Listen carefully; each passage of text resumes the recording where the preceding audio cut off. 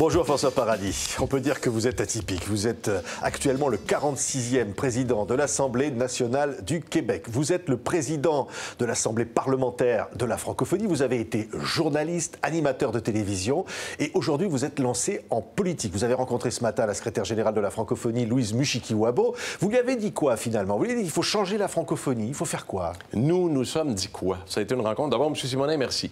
Merci de m'inviter. Merci de me permettre de discuter avec vous. Rencontre avec la secrétaire générale de la francophonie, mais axée sur cette volonté qu'elle a aussi d'être une écoute, d'avoir une oreille attentive, de faire de l'écoute active, de modifier les perceptions, de se rapprocher des gens, de faire d'une communication efficace un des objectifs pour atteindre le rayonnement de la francophonie par le biais de l'Organisation internationale de la francophonie, mais par le biais de l'Association des parlementaires francophones. Oui, qui représente donc 87 pays dans le monde, qui sont représentés donc des élus qui disent, vous le dites, M. Paradis, aujourd'hui, il faut une autre orientation pour la francophonie? Il faut se coller sur les besoins des gens.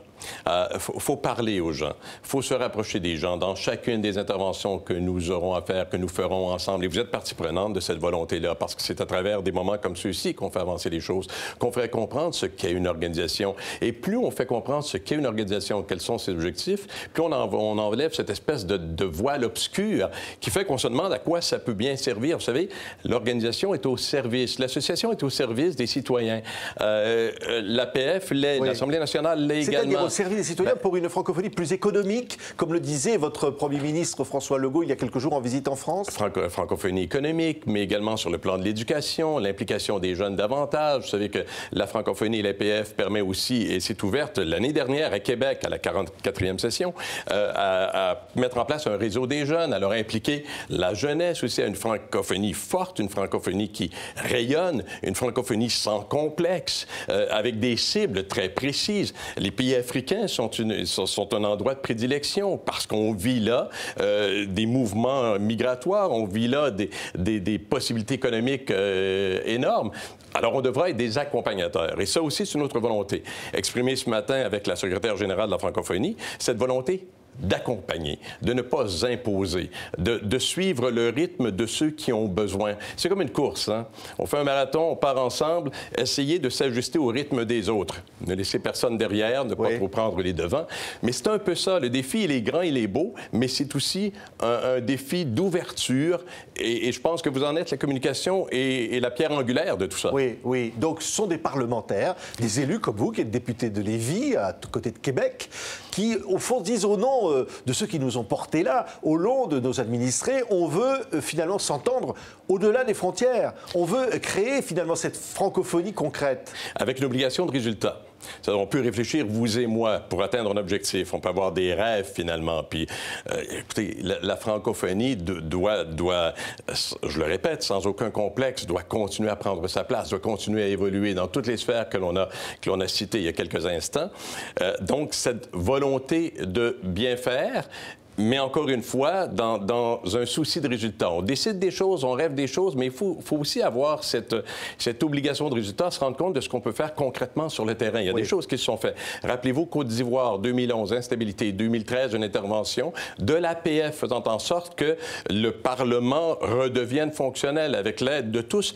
Et cette volonté d'agir, je vous donne un autre exemple, il est actuel, celui-là. Haïti aussi, où présentement, on vient de terminer une mission d'évaluation et l'APF sera aussi là pour faire en sorte qu'on puisse redonner au Parlement toute la force qu'il mérite.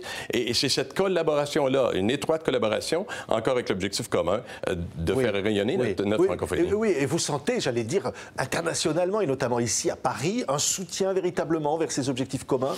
Oui, un soutien, puis ça me réjouit. Moi, je me suis donné comme défi, comme président de l'Assemblée nationale du Québec, de justement me rapprocher des gens, nous rapprocher des gens, faire que les gens se réapproprient leur Assemblée nationale. C'est qu'au Québec, on dit de l'Assemblée nationale que c'est la maison des citoyens, que c'est la maison du peuple. Encore faut-il se donner les outils pour faire en sorte que les gens se la réapproprient. S'ils se la réapproprient, on va se rendre compte que l'institution ne sert pas ceux qui y travaillent, mais est là pour servir ceux qui en ont besoin. À la même enseigne pour l'Association des parlementaires francophones. À la même enseigne, et ce matin, la secrétaire générale de la francophonie me disait en conversation, nous souhaitons que les gens reconnaissent et connaissent mieux et l'organisme et ce que l'on fait Et où l'on va, ben, c'est la même chose partout. Oui. Alors oui, il y a cette volonté de tous ceux et celles qui participent. J'étais avec M. Krabal ce matin, le secrétaire général parlementaire, et on a cette volonté-là dont on discutera sous peu à Bruxelles alors qu'on entreprendra la 45e session de l'APF. Oui, quand je disais vous êtes atypique, hein, Oui. parce que alors si je vous dis café chaud, si je vous dis l'enfer ou le paradis, si je vous dis première ligne, ça vous dit quelque chose. Ce sont des titres d'émissions. Et tvaendirect.com, C'est des émissions que vous avez animées, vous étiez animateur. Voyez-vous le privilège que j'ai, ce remerciement, et ce lien de confiance qu'on est capable ensemble de se donner à travers des émissions au quotidien comme celle-là, où je recevais ce que vous faites, les confidences de ceux et celles, des citoyens qui me parlaient de leurs préoccupations au quotidien. Il y a eu des moments absolument phénoménaux dans ces émissions où des femmes m'ont révélé avoir vécu des souffrances qu'elles n'avaient pas divulguées à leurs plus proches compagnons. Alors, ce lien de confiance-là nous permet de faire en sorte qu'on puisse continuer à avancer. Oui. Vous avez raison, je suis un privilégié en ce sens que j'ai eu l'occasion d'entrer dans les cuisines ou les salons des Québécois et des Québécoises pendant plusieurs années. Et si je vous dis le titre d'un livre, Ma job ou ma vie, ça c'est un livre extrêmement personnel que vous avez écrit, qui raconte une expérience que vous avez vécue qui est certainement déterminée la suite de votre vie. Et vous savez, hein, probablement que ceux et celles qui nous regardent aujourd'hui passent peut-être au moment où on se parle par des épreuves de santé qu'on ne demande pas et qui arrivent, et puis là, on doit composer avec ça. Les gens qui nous accompagnent, Ma job ou ma vie, le titre vient du fait que le médecin, lorsqu'il s'est aperçu qu'une tumeur s'était placée sur une corde vocale, où on me dit, ben, rapidement, il faut aller voir, rapidement, il faut intervenir, rapidement, il faut penser à un traitement. Et je lui dis, ben, je peux pas. La vie me demande d'être présent. J'ai des contrats de radio, j'ai des contrats de télévision. Et ce que je vous dis là, c'est très récent, c'est 2013. Et soudainement, le médecin me regarde et dit, ben, François, c'est toi, c'est ta job ou ta vie, tu décides. Et j'ai dit, oui, je choisis la vie.